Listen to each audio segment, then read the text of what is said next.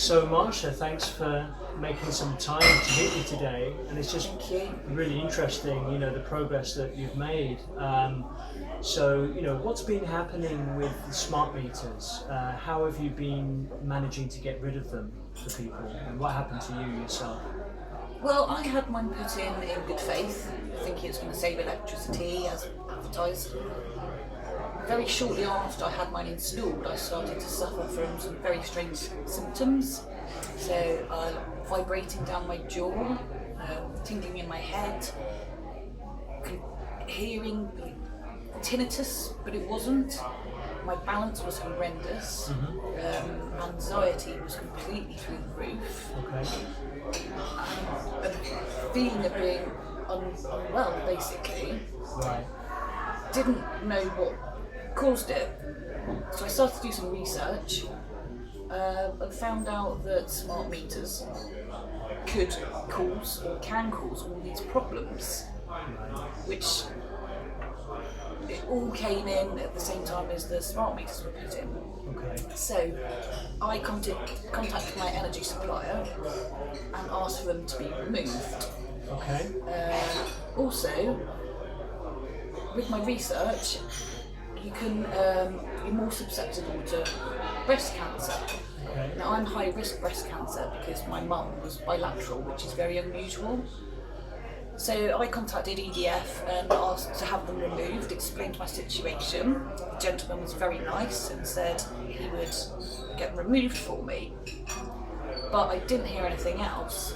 So I phoned back a few weeks later and I was told that they were in dumb mode. I researched this again and it's not dumb, the meter will still emit radiation. So I phoned up again and said I want them removed. And I was told they were compulsory by 2020.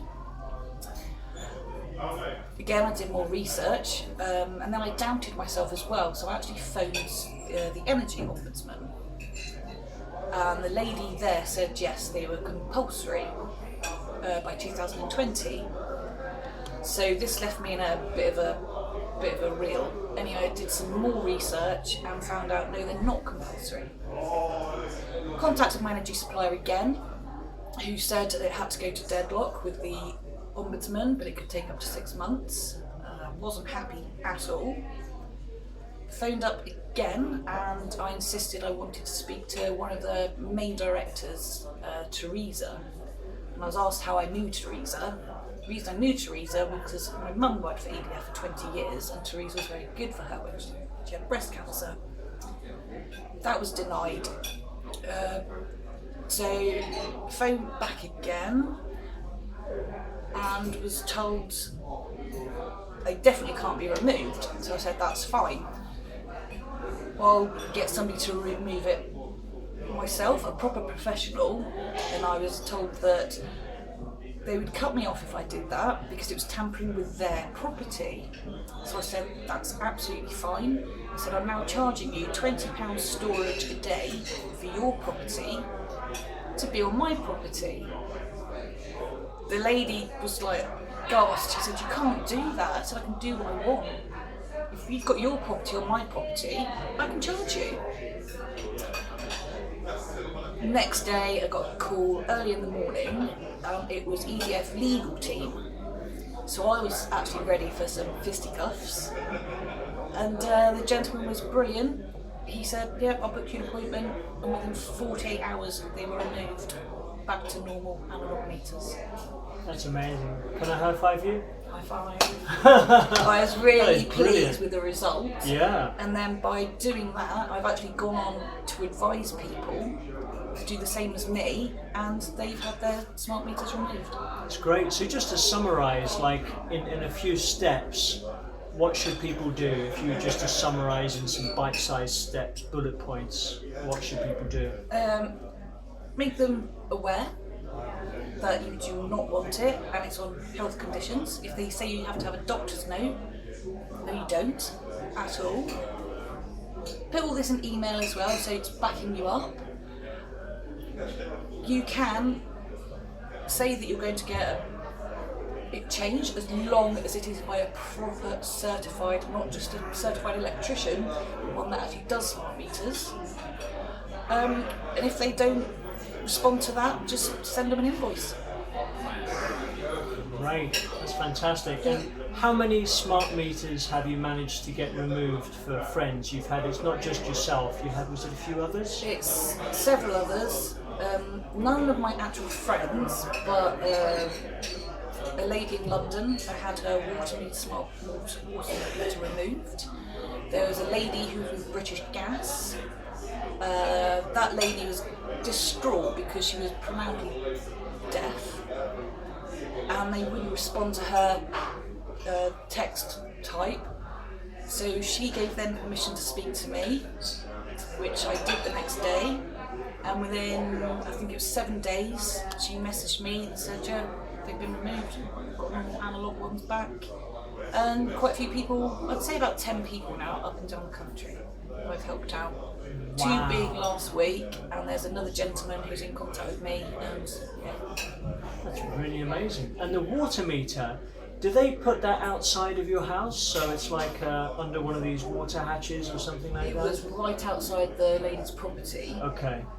But then they told her if she didn't have a digital smart meter, Right. then they would, sorry, a smart meter, they would charge her 3 times the amount. Wow. So Okay. I went back to her and said that is complete discrimination. Yeah. They cannot force you or say if you don't have one, Right. and they did, they put her back to a normal. Interesting. Yeah. So it's just about being in your power, realizing that you do have power, Yes. and that you're not a slave to the system, and that you can't be bullied. No. And we've got to stand up for our rights, folks, because these people are just, they think they can bully people, manipulate people, and, we've got to stop being wimps and start taking back our power and say, hold on a minute, I'm going to charge you for making me sick.